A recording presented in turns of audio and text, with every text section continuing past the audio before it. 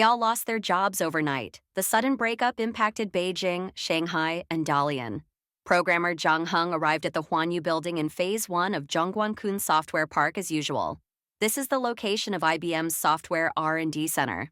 Early Saturday morning, Zhang Heng received an email from IBM headquarters addressed to all employees. The day before, his and his colleagues' intranet access had been revoked. The email notified them of an online meeting scheduled for Monday.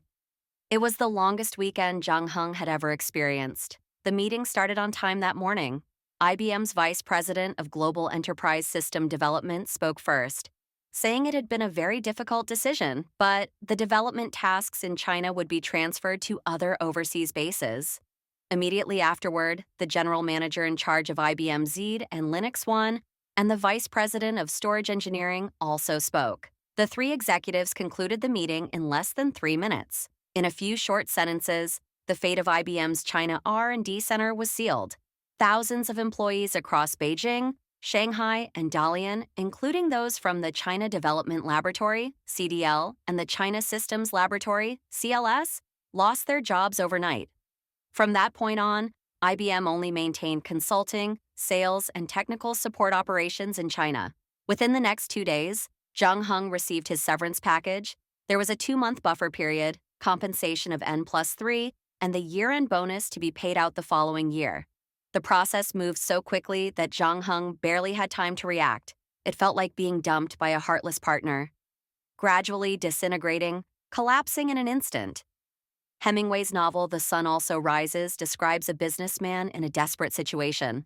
Zhang Heng also felt his company disintegrating and crumbling in the same way. It turns out that real departures always happen quietly. IBM's research center in Beijing was established in September 1995. At that time, IBM was the first multinational IT company to set up a research and development institution in China. Soon after, other companies like Intel followed suit. That same year, Huawei established a research institute in Beijing, focusing on the newly emerging field of data communication. When IBM entered China, it was actually going through a financial crisis. Years of losses had piled up, totaling more than $16 billion. Lou Gerstner, the CEO at the time, tried various approaches and began implementing a series of reform strategies. By 1997, IBM had returned to profitability. On Christmas Eve that year, Ren Zhengfei visited many IT giants, including IBM. Unlike other companies, IBM did not treat Ren with suspicion. Instead, they spent a whole day explaining project management to him. It was this open attitude that won IBM its first management consulting business in China. They quickly put together a plan and sent 70 consultants to Huawei. Depending on their level, the consultants earned $300, $500, or $680 per hour. In 1998, Huawei's total sales were only 8.9 billion yuan. Nevertheless, Huawei agreed without hesitation. Ren Zhengfei said that the reform assistance IBM provided was like a pair of American shoes. Even if the heels were cut off, they still had to be worn. The prescription IBM gave to Huawei was called Integrated Product Development, IPD. Before the reform, Huawei's R&D departments were independent and fragmented. Afterward, R&D became a market-driven process. At the time, Huawei already had 20,000 employees, but due to the tough reforms, 30% of the staff in the chip R&D department alone left. When IPD was introduced, Huawei had already invested 2 years in 3G R&D. Back then, 2G was still the mainstream, and developing 3G was an uncertain venture. But IPD turned that venture into a clearly structured process. We all know what happened next. It was 3G that pushed Huawei to new heights. By June 2003, IBM consultants had left Huawei's R&D building in Bantian, Shenzhen. By then, IPD thinking had become deeply ingrained in Huawei's operations.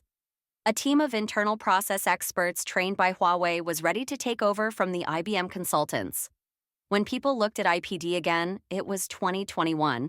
In the wave of new car manufacturing, Li Auto was the first car company to announce it would fully adopt Huawei's IPD approach. More than 20 years ago, Huawei required its executives to read The Power of Pace. This was the exact book that IBM executives had given to Ren Zhengfei. More than 20 years later, many of the books on Li Xiang's reading list for executives are related to Huawei's IPD. One of the important research products of IBM's China Research Institute was Watson. Watson is the precursor to large language models. It was developed 5 years before AlphaGo defeated Go champion Lee Sedol and 11 years before ChatGPT. IBM actually took only 4 years to develop Watson. At that time, there were a total of 30 researchers worldwide participating in the project. In addition to the United States, Japan, and Israel, China was also involved. Until it was shut down in 2021, Watson remained the flagship product of the China Research Institute, and it did experience a period of commercial success in China.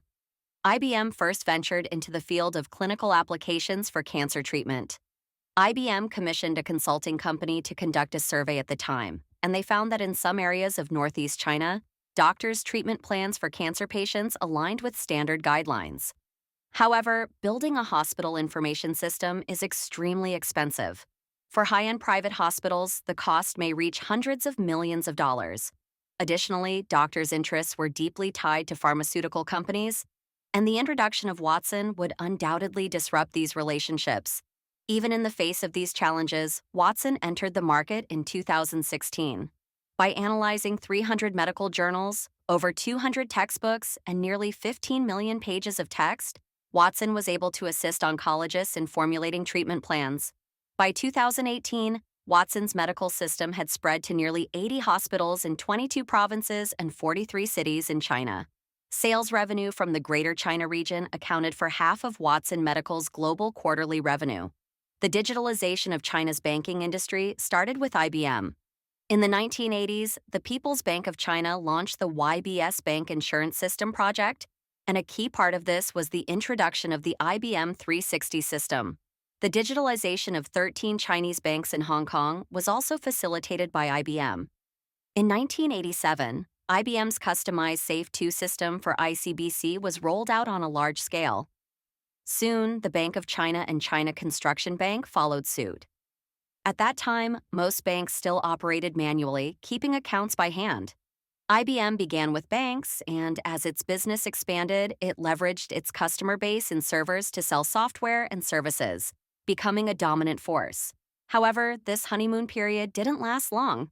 For well-known reasons, the banking industry began phasing out the IOE system starting in 2013. Shanghai is in crisis. Analysis: Xi compromises with political elders. China is in a political and economic crisis, and the authorities appear helpless.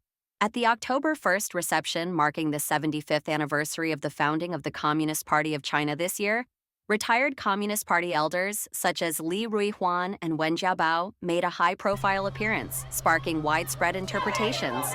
Some analysts believe that, under mounting pressure, Xi Jinping, the leader of the Communist Party of China, has compromised with party elders due to the ongoing economic crisis. On September 26th, the Political Bureau of the Central Committee of the Communist Party of China held an economic meeting, during which Xi Jinping unusually admitted that new situations and problems had emerged in the Chinese economy. Subsequently, the Communist Party of China announced a series of rescue measures, including interest rate cuts, reserve requirement ratio reductions, and lower down payment ratios for home purchases. These actions provided the financial market with approximately 1 trillion yuan in long-term liquidity and injected 800 billion yuan to support the stock market.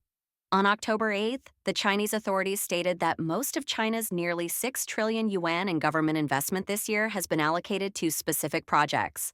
On the evening of September 30th, the October 1st reception was held in Beijing.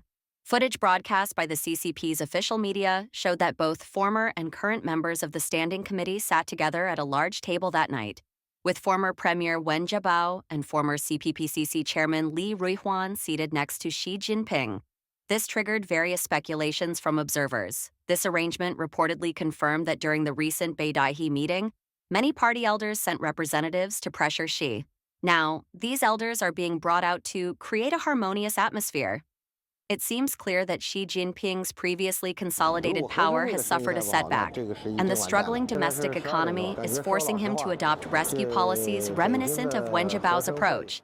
Wen Jiao, a Chinese political commentator, said on his show, "Wen Jiao talks about the past and present, on October 3rd that Wen Jiabao was once a representative of the liberal faction within the Communist Party, while Xi has taken a different, more conservative direction. The fact that Wen Jiabao is sitting next to Xi this time suggests that Xi and the former senior leaders are coexisting harmoniously and have reached some form of reconciliation within the party. However, beneath this surface level harmony, deeper tensions may still exist.